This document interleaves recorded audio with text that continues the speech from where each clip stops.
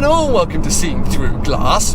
Now, with all the excitement around this new Jaguar F-Type R and my forthcoming 911 GT3, you might have forgotten that this year is also about celebrating my Ferrari 360's 20th birthday and trying to get that car to have over 50,000 miles on the clock. So far this year, I've done a bit of a Euro trip in it, driven it through the Netherlands, Belgium, Luxembourg and Germany. I took it down to Tenerife to drive on one of my favourite roads in the world, and of course, I competed in the 2022 Mille Miglia Ferrari Tribute. That means we're very close to that 50,000 mark. I've put about 8,000 miles on the clock so far this year. So before I set off on a couple more adventures later in this year, I thought it'd be worth AV Engineering, the legends who regularly maintain my car, to give it a bit of a once-over. Because if you saw my Mille Miglia content, you'll know the car took a bit of a battering during that event, and there were a few things that I felt needed to be looked at. So yes, right now, I'm on my way to AV Engineering to get an update on the 360.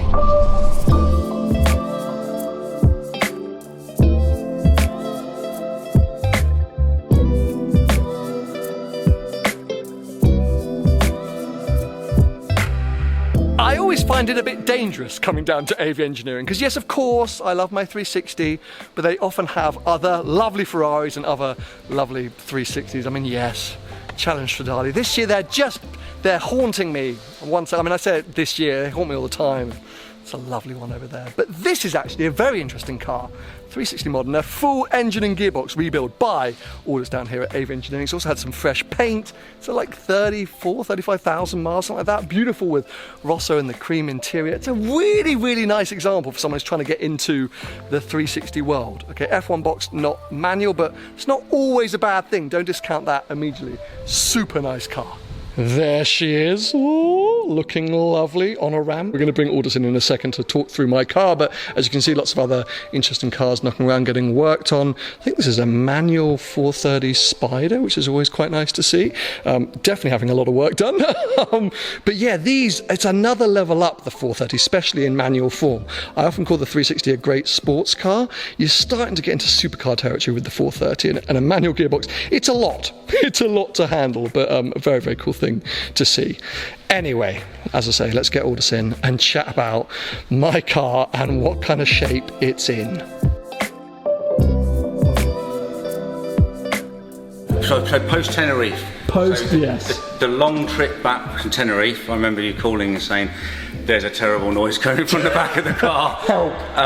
Yes, which first of all, we ran it up on the lift when we got it in, and we were a little bit concerned it might be the gearbox.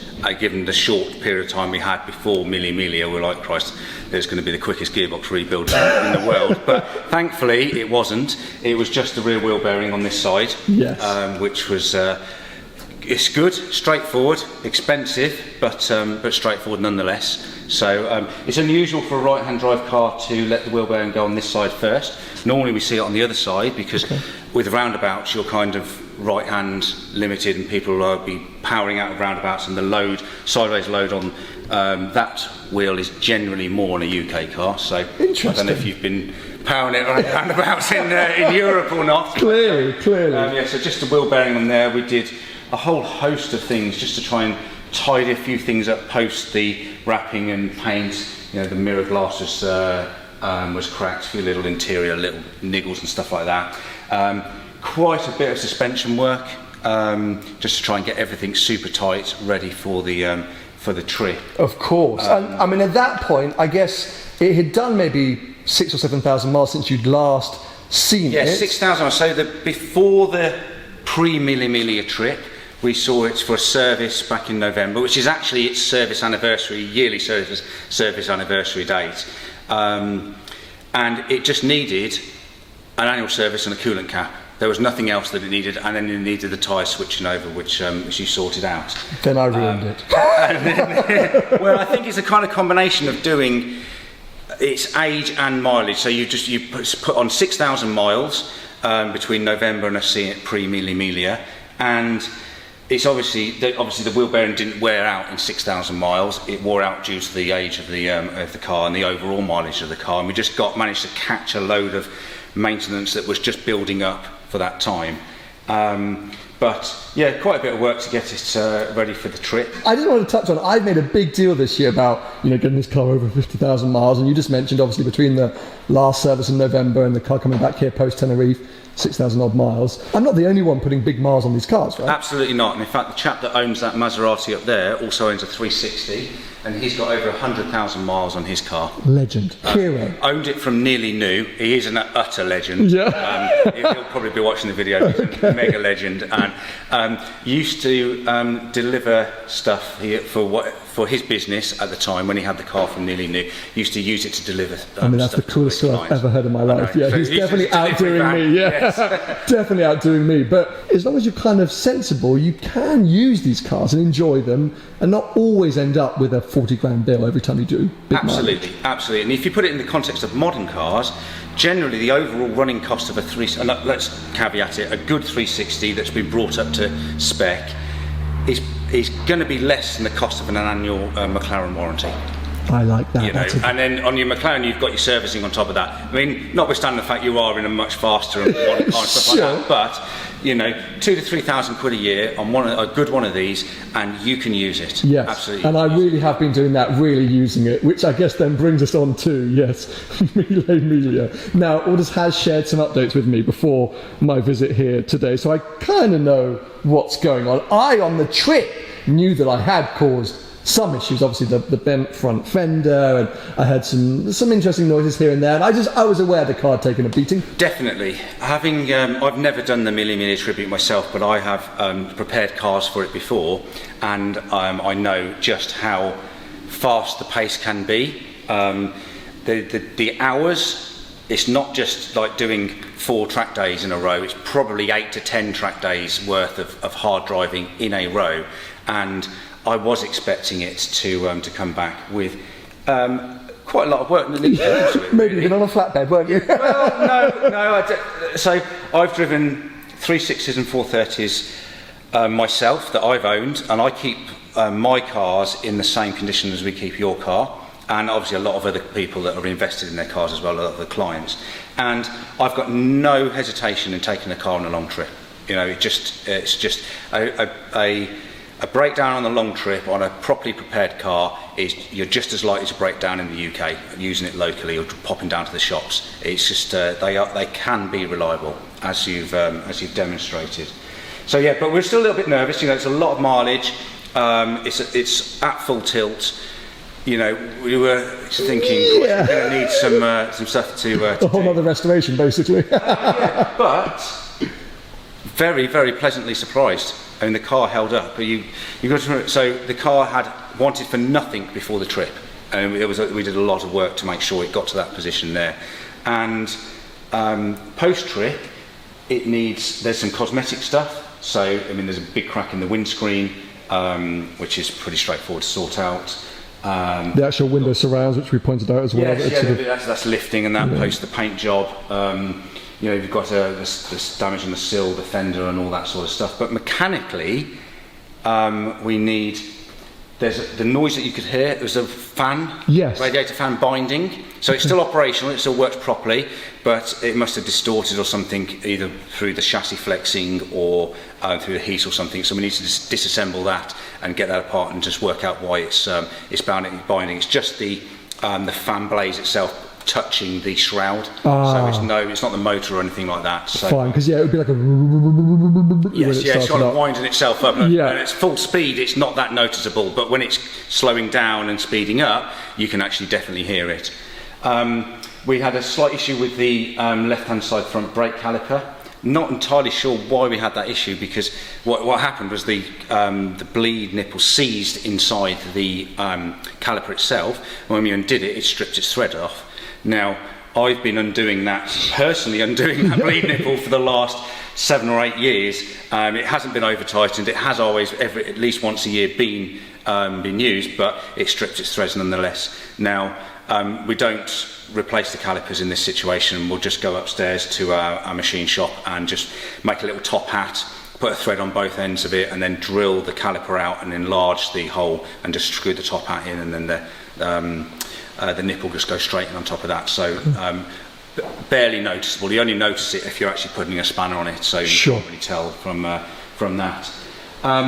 Otherwise, we've got a few suspension bits to ball joints. To go through. Yeah, so I was expecting front ball joints to be absolutely newt, because the front lower ball joints, so they're that attach the hub to the lower wishbone, and they take the brunt of every imperfection in the road. And there were many in Italy. I was expecting to be absolutely newt. Now, they are worn, don't get me wrong, they're worn. If this car was here for a regular service, we would be saying it would be advising, and we're going to do it next time. Now, I know you've got another trip to Italy to do, which is going to pile on a load more miles. So what we're going to leave them in for now, because you can't hear them rattling. But when it comes in for its belts and on the date service in November, then we'll do them then. So there's no need to do those at the moment. However, all the lower shock bushes are newt, so that's the bush that holds the bottom of the shock absorber to the wishbone. Again, it's right at the bottom, taking the brunt of the force, so they've all got to be done. That's not an issue at all. And it needs a service, right? I mean, you've done 7,000 miles. Actually, it's overdue a service, because the service interval is 1 year or 6,250. So, okay. And so we had it was last November was the last service.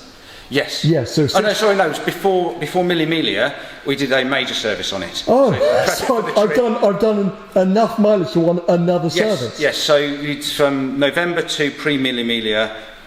It was 6,000 miles, and considering the intensity of the trip, we did a major service on it, so all the plugs, all the filters, all the fluids, everything out.